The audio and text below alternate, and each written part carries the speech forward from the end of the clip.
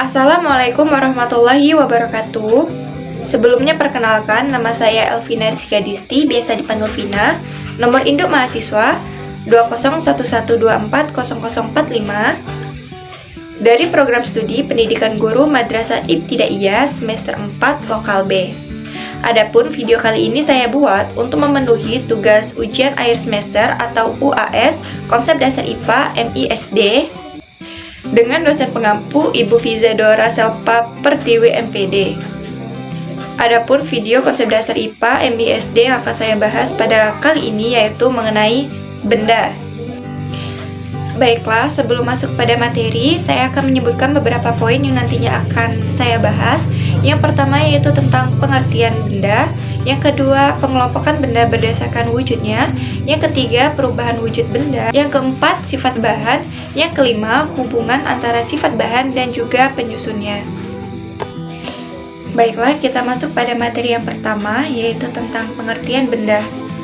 Menurut Kamus Besar Bahasa Indonesia atau KBBI, arti dari kata benda adalah barang. Arti lain dari kata benda yaitu segala yang ada dalam alam yang berwujud atau berjasad. Jasad di sini maksudnya bukan ruh ya, tapi lebih pada suatu bentuk yang dapat kita lihat dan dapat kita rasakan.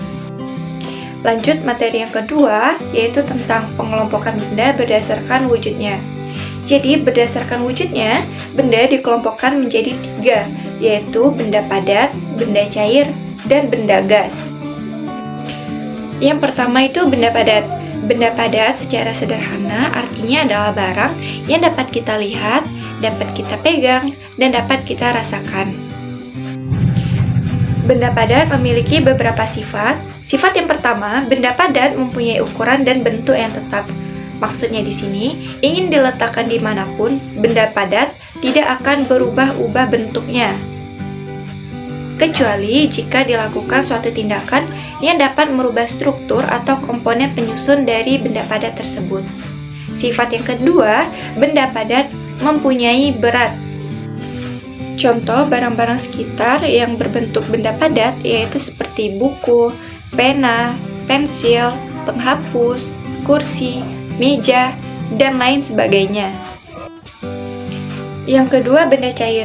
Secara sederhana, benda cair adalah suatu barang yang dapat kita lihat, yang dapat kita pegang, dapat kita rasakan, namun tidak konsisten, berubah-ubah.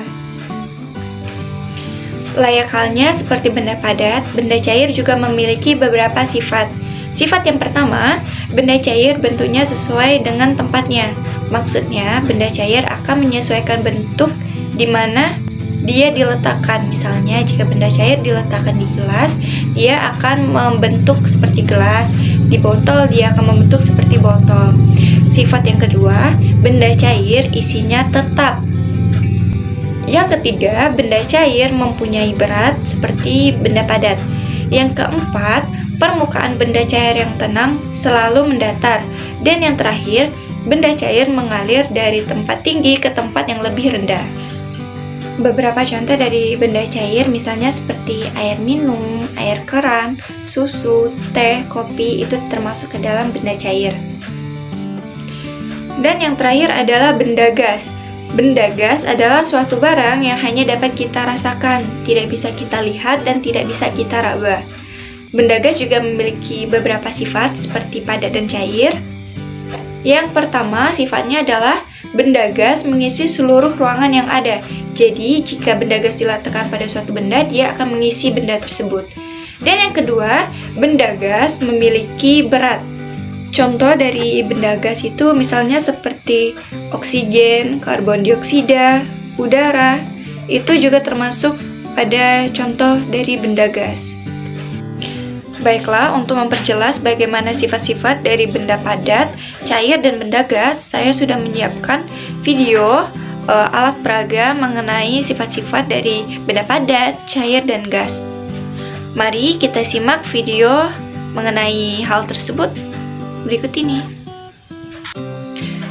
Baiklah, di sini saya sudah menyiapkan beberapa alat dan bahan untuk membuktikan sifat-sifat dari benda padat, benda cair, dan benda gas. Yang pertama yang sudah saya siapkan itu ada ada 2 pena, lalu ada batu, lalu ada gelas kosong, ada gelas yang sudah diisi air,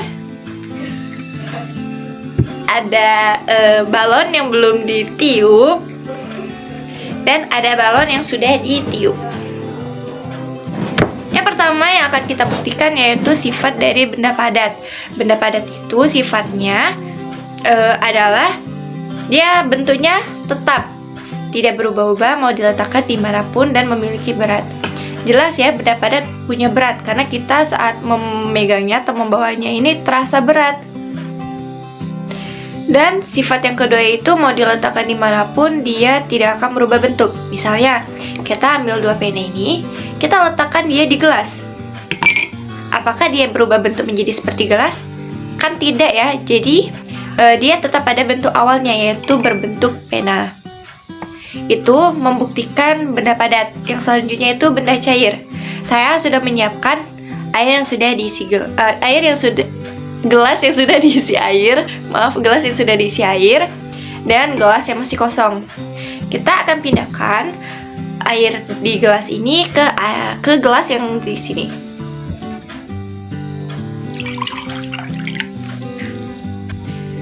Sifat yang pertama yaitu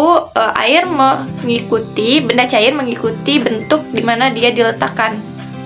Benar ya? Dan dia datar. Dan selain permukaannya datar, tenang seperti itu, dia juga berpindahnya dari tempat tinggi ke tempat yang rendah seperti ini. Dan memiliki berat serta ukuran yang tetap. Selanjutnya, cara membuktikan benda gas. Kita pinggirkan. Saya sudah menyiapkan balon yang belum ditiup dan balon yang sudah ditiup. Balon yang ditiup ini dianomalikan sebagai benda yang belum diisi oleh udara, sedangkan balon yang ini sudah diisi dengan udara. Sifat yang pertama yaitu udara memenuhi suatu ruangan. Nah, balon ini merupakan ruangannya, dan balon yang sudah diisi ini merupakan contoh ruangan yang sudah diisi dengan udara dan memiliki berat. Baik, mungkin itu tadi peragaan kita tentang benda padat, benda cair, dan benda gas. Balik ke materi yang selanjutnya. Terima kasih. Materi yang ketiga yaitu perubahan wujud benda. Perubahan wujud benda merupakan peristiwa perubahan bentuk suatu benda menjadi bentuk benda lain yang berbeda. Perubahan wujud benda itu ada 2, yaitu reversible dan irreversible. Yang pertama itu reversible. 1. Perubahan wujud dari padat menjadi cair atau mencair. Misalnya seperti es batu yang didiamkan di suhu ruangan, maka dia akan berubah menjadi air. Yang kedua itu perubahan wujud dari cair menjadi uap atau menguap. Contohnya, minyak angin yang diteteskan akan berubah menjadi uap. Yang ketiga, perubahan wujud dari cair menjadi padat atau membeku. Misalnya adalah air yang kita masukkan ke dalam kulkas, dia akan berubah menjadi es batu. Yang keempat, perubahan wujud dari uap menjadi cair atau mengembun. Misalnya embun pada pagi hari. Yang terakhir adalah perubahan dari padat menjadi gas. Itu misalnya ada pada kapur barus. Yang kedua itu perubahan wujud irreversible. Ada beberapa. Yang pertama pembakaran. Contohnya kayu yang dibakar sehingga menjadi abu. Yang kedua pelapukan dan pembusukan. Kalau pelapukan itu terjadinya pada contohnya pohon atau kayu yang sudah lama ditebang. Sedangkan pembusukan itu biasanya terjadi pada sayur, buah, hewan, manusia yang sudah meninggal ya kalau hewan dan manusia. Beberapa hal yang menyebabkan terjadinya pembusukan itu misalnya perubahan waktu atau adanya hama dan penyakit dan adanya peristiwa alami yang dilakukan oleh benda itu sendiri. Dan ada beberapa hal yang dapat memperlambat pembusukan, misalnya dimasukkan ke dalam ruangan yang suhunya lebih rendah atau dingin dan dilakukan pengawetan dengan cara pemanisan ataupun pengasinan. Yang selanjutnya yaitu ada pemasakan, yaitu bahan-bahan yang dimasak akan mengalami perubahan yang sifatnya tetap, misalnya beras yang dimasak hingga menjadi nasi. Yang keempat itu perkaratan. Biasanya perkaratan ini terjadi pada besi yang terkena air laut sehingga menimbulkan karat karena bereaksi dengan oksigen. Materi selanjutnya atau materi yang keempat yaitu mengenai sifat bahan. Ada beberapa sifat bahan yang akan kita bahas. Yang pertama, sifat dan kegunaan kertas. Kertas itu ada berbagai macam ya. Ada kertas yang sangat tipis, misalnya kertas tisu, dan kertas yang sangat tebal, misalnya kertas karton. Kertas mempunyai sifat mudah terbakar, tidak tahan terhadap air, dan kurang kuat. Namun, kertas memiliki kelebihan, yaitu mudah untuk didaur ulang sehingga tidak menyebabkan pencemaran. Yang kedua, sifat dan kegunaan plastik. Plastik juga ada berbagai macam. Ada yang plastik sangat tipis, misalnya plastik pembungkus gula, dan plastik yang sangat tebal, misalnya plastik yang digunakan untuk membuat mantel. Plastik memiliki sifat ringan, kedap air, awet, dan tahan lama. Namun kekurangannya adalah plastik tidak dapat mengalami pembusukan sehingga dapat menimbulkan pencemaran. Yang ketiga, sifat dan kegunaan kain. Kain ada bermacam-macam, misalnya kain katun, kain sutra, kain wol, dan kain ada yang tipis, tebal, kasar, halus. Kain memiliki fungsi lentur, mudah dibentuk, dan ringan.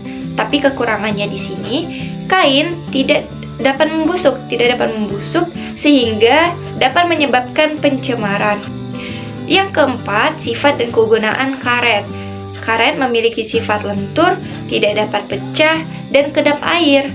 Namun kekurangannya di sini bahwa karet dapat meleleh karena panas dan tidak dapat membusuk sehingga dapat menimbulkan pencemaran.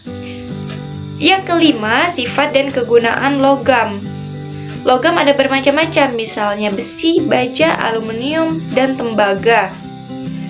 Logam memiliki sifat kuat, tahan lama, dan kedap air.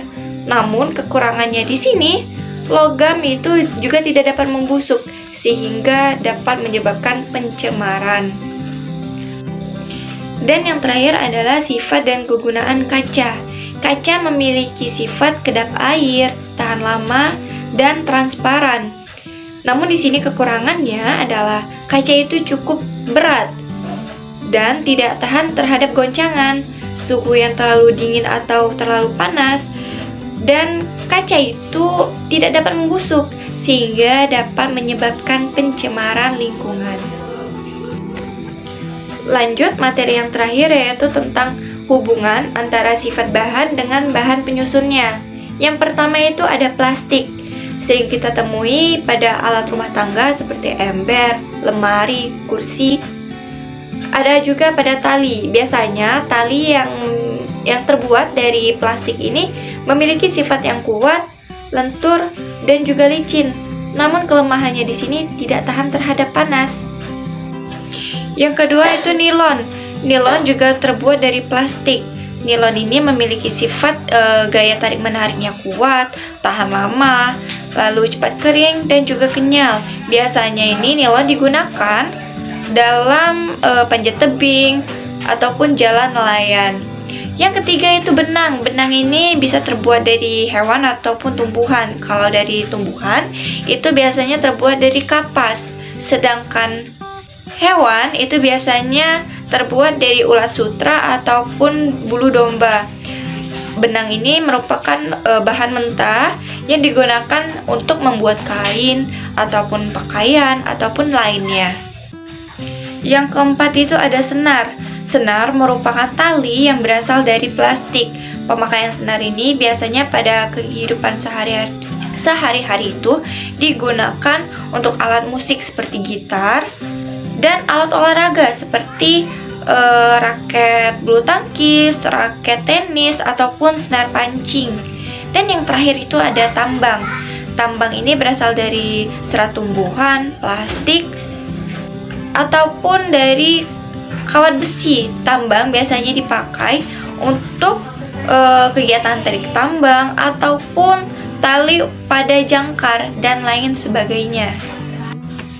Baiklah, mungkin itu saja materi yang dapat saya sampaikan mengenai benda. Apabila ada salah kata dalam penyampaian materi, saya mohon maaf, dan kepada Allah saya mohon ampun. Saya akhiri. Wabillahi taufiq wal hidayah. Wassalamualaikum warahmatullahi wabarakatuh.